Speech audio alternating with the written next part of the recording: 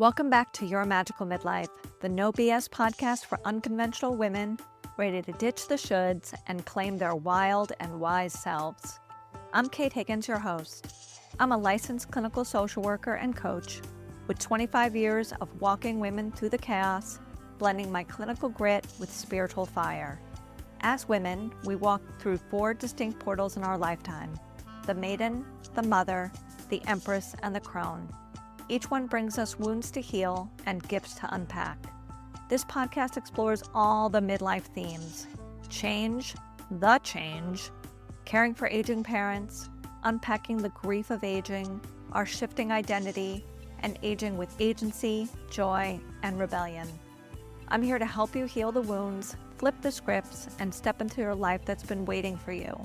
Let's get real, raw, gritty, and unleash some magic. I keep thinking about how strange it feels now to walk through the world and realize I'm not being watched as much as I had been in my teens, in my 20s, in my 30s, or even in my 40s. I don't get checked out almost ever. And when I do get checked out, it's often by a man who's like clearly 80 years old. And it's such a strange thing. Part of me feels the loss of it, feels the loss of the visibility, of the validation, of the attention. And then on the other side of it is such a sense of relief.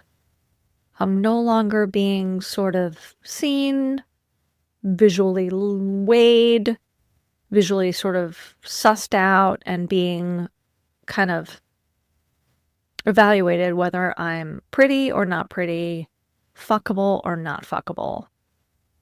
Being a woman's a real trip. I don't have to tell you that if you're listening to this. And for those of us who grew up in the 70s or earlier, or came of age before 1980, I think it was pretty expected that you would be sexually harassed, that how you looked was central to your value and your worth. And we were all just sold this bill of goods and marinated in it, and I think accepted it. And it wasn't really until the Me Too movement that this changed, and that young girls were told that this was not appropriate, that this was not okay, and to fight back. I think if you thought about this too, you would be able to picture the first time that you ever felt unsafe on the street as a girl. I think I was probably 11. I remember standing on a bus stop waiting for my school bus in my Catholic school uniform and having cars go by yelling things at me. And I think I was probably in 6th grade. So way too young to be able to handle that kind of attention. And I remember when I complained to my mother about it, she dismissed it. She was like, well, someday you'll be really sad when this is over. You'll know that your life is over when the garbage man stops hitting on you. Now, last year, my garbage man told me I had cute feet, so I guess I'm not really out of the woods quite yet. Catcalling was normal in the 70s and 80s. Being grabbed and touched and harassed was normal in the 90s. I remember being in Europe, backpacking with a friend of mine, and going through Athens and just feeling like hand after hand on us at all times. And we were, at that point, had been backpacking for weeks, hadn't had a real meal, hadn't had a real shower the whole time. We were pretty grungy, pretty grody, pretty stinky, and that did not stop anything. And people were like, well, they're men. That's how they are. They just, men are just like that. They're predatory. They're animals. They can't help themselves. And how fucked up is that? How fucked up is that? And then in my 20s, I was a nightclub performer. So, of course, that came with run-of-the-mill harassment. You were hired because you were cute. You were hired because you would fit into the stupid costume.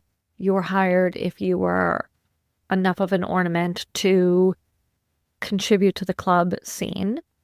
And then As a young social worker, I didn't know how to shut down inappropriate comments from male clients or doctors even, or men on the subway or whatever. So I just sucked it up, buttercup, and just shut down and had a way of tunnel visioning myself, being hyper vigilant and keeping myself safe at all times. And then Me Too kind of changed everything. Me Too, I think, taught men that you can't treat women like that and get away with it. You can try, and hopefully they won't call you out. You can try and maybe get in a little comment here and there, but I think the glory days of sexual harassment were over. HR departments became a thing.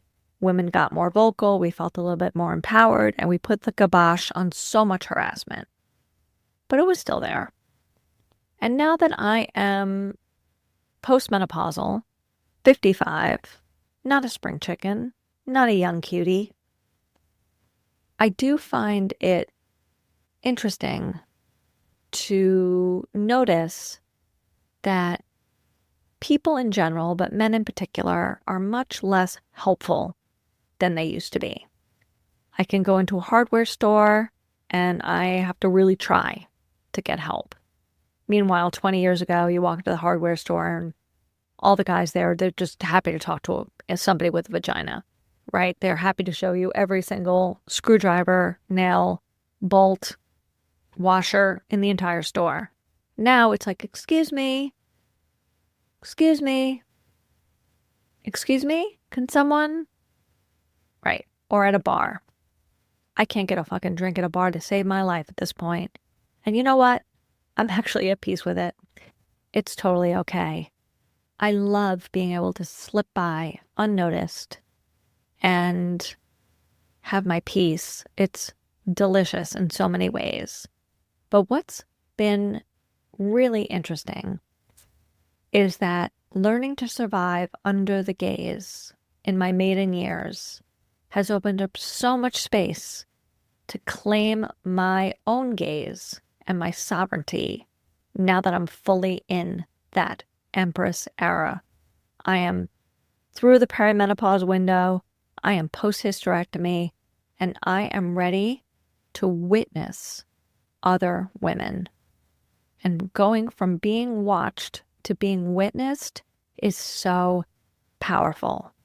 When you are witnessed, or when you witness another woman, it feels not like being glanced over, assessed, evaluated, and characterized. It feels like being seen deeply and safely without objectification. Women witnessing each other is revolutionary. And that is one of the reasons why I created Craft Your Crown, which is a modern stepping through threshold and witnessing ceremony. Imagine creating something beautiful together, a tangible object, telling your story in safety, in real time, and being heard and seen, and then stepping across that threshold, being witnessed, honored, and seen, not just for how you look, but who you worked so hard to become. Craft Your Crown was conceptualized first as a menopause ritual, but I've expanded it, and I'm offering it for young women as they step through the threshold of their first period, for women who are about to get married for the first time, or the second time, or the third time, as an alternate bridal shower. I'm offering it for a first-time mother or a 10th-time mother as a post-birth ritual. I'm offering it as an end-of-life service. I'm offering it for divorce, for widowhood, for any threshold that women step through. Craft Your Crown can be done. The healing happens when we shift from how do I look to how do I feel, and what do I want to create now with my life? What do I want to do? The fading of the male gaze isn't an end of your visibility. It's the beginning of being seen on your terms. Maybe you're not being evaluated the way you once were, and that's okay. Maybe you're really being seen for the first time. Now, if this speaks to you, I want to invite you to take my Midlife Archetype Quiz, which is in the links on my Instagram page, which I hope that you are following me over there on Instagram. You can also check out my website and check out if Craft Your Crown is for you. And I will talk to you next week. Have a good one. That's it for today, my love. I hope that you enjoyed this episode. Please give me a follow on Instagram and Substack at Your Magical Midlife, and check out my website, yourmagicalmidlife.com, for offerings, retreats, workshops, and to book Craft Your Crown at your event. I'll talk to you soon. Have a beautiful week.